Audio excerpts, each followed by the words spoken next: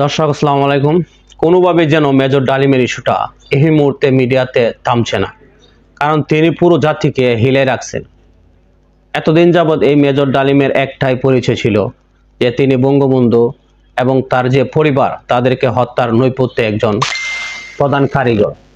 তো এরপর গতকালকে তার লাইভের গুরুত্বপূর্ণ অংশগুলো যেহেতু আলোচনা হচ্ছে, আমরাও আরেকবার আলোচনা করছি, কারণ তার এই বক্তব্য তার ছাত্রদের প্রতি আহ্বান। কিছু মিলিয়ে আমি আবারও বলছি যে বিএনপি একটা বড় ধরনের ঝামেলায় পড়তে যাচ্ছে।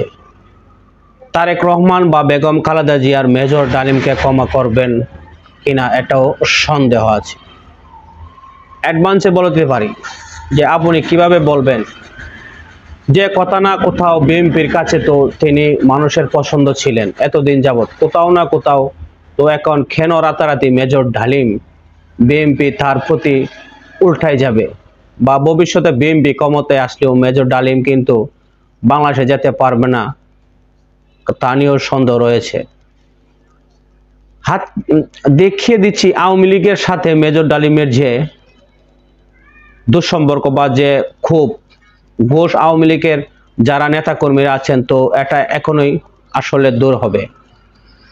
এবার নতুন করে শুরু হয়েছে মেজর ডালিমের গতকালকের লাইভ সাক্ষাৎকার,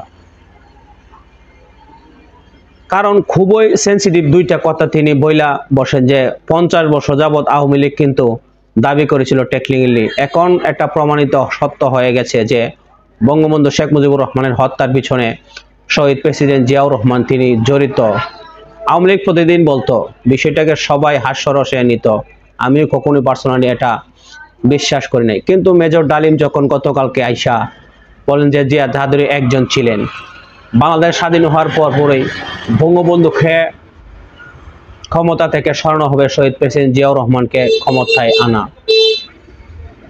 এই যে বক্তব্যটা তিনি দিয়ে বসেছেন, 25 বছরের একটা মেটিকুলাস পেন নিয়েছিলেন, ইভেন একটা পার্টি ছিল মেজর ডালিমের চোখে। বঙ্গবন্ধু ভারতের দালাল ছিল, তাকে সরাতে হবে, বাংলাদেশ স্বাধীন সার্বভৌমত্ব রাষ্ট্র বানাতে হলে শেখ মুজিবকে সরানোর বিকল্প নাই। এটা যে কোনো হোক তারা সরিয়ে নিয়ে দিয়েছেন। তো এখানে এখন দেখেন জিয়ার উপরে, শহীদ প্রেসিডেন্ট জিয়ার উপরে যে দোষটা তিনি এই মুহূর্তে ছাপাই দিলেন, এখন তার বক্তব্যের বাকি অংশ যদি সত্য হয় তাহলে এটাও সত্য, তার অনেক বক্তব্য কিন্তু ইতিমধ্যেই বিএনপি আপনার কোনো ধরনের মন্তব্য এইভাবে করছে না। নাম্বার 2, আপনাদের তিনি আরেকটা দিয়ে যে শহীদ প্রেসিডেন্ট জিয়াউর রহমান তার ক্ষমতাকে কক্ষিগত করে রাখতে, শব্দটা বুঝেন তো, এটাও তো একটা পেশিজম বা পেশিবাদী, যারা পেশিস্ট তারাই তো ক্ষমতাকে কক্ষিগত করে রাখা।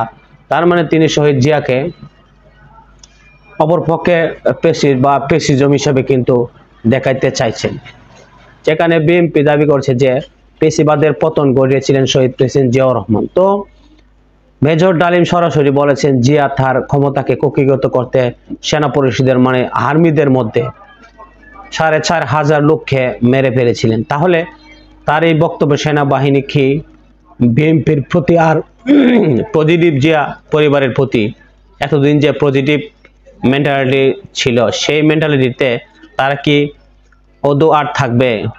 আরো গুরুত্বপূর্ণ, বেগম খালেদা জিয়ার তিনি কিন্তু ছাড়েন নাই। তিনি বলেছেন যে তার স্ত্রী নিম্মির ক্যান্সার ছিল, তাকে হাউজে অ্যারেস্ট করে রাখা হয়। 1996 থেকে 1996-তে আওয়ামী লীগ ছিল, তো এমনকি আওয়ামী লীগ যাওয়ার পরও খালেদা জিয়ার যুগের নিম্মি আসলে বিপত্তি মানে বিপদে ছিল, পাসপোর্ট দেয় নাই বলে ক্যান্সারে মারা গিয়েছিল তার প্রিয়তমা স্ত্রী নিম্মি। এরপরে আরেকটা জিনিস তিনি বলছেন, যেটাতে শহীদের সংখ্যা 3 বা 30 লক্ষ, কিভাবে 3 লক্ষ থেকে 30 লক্ষ হয়ে গেছে সেটা নিয়ে তিনি একটা ব্যাখ্যা দিয়েছেন। তার এই ব্যাখ্যাটা যদি সঠিক হয় তাহলে ব্যাখ্যাটা যদি সঠিক হয় তাহলে বিএনপি যে এত বছর বা বিএনপির যারা বিএনপিতে অনেক পরিমাণ মুক্তিযোদ্ধা আছেন, কন্টেন্ট, এমনকি অনেক বড় বড় মানুষ এখনো জীবিত আছেন, তো তারাও যে বলেন প্রতিনিয়ত 30 লক্ষ মানুষ শহীদ হয়েছে, তাহলে তারা কি মিথ্যা কথা বলে আসছেন? একজন মেজর ডালিম সত্যি কথা বলেছেন, আর ডালিম যদি সব সত্যি বলে থাকেন তাহলে তো এগুলোর অধিকাংশ আওয়ামী লীগের তো ভাই বদল দেন। আওয়ামী লীগ তো শেষ, এখন তো বিএনপির উপর এসে বর্তাবে ইভেন আমরা জানি 2 লক্ষ মা বোন পাকিস্তানের সেনাদের কীটক দর্শনের শিকার হয়েছিল। একটা আইডিয়া জগৎ শব্দ হয়তো এদিকে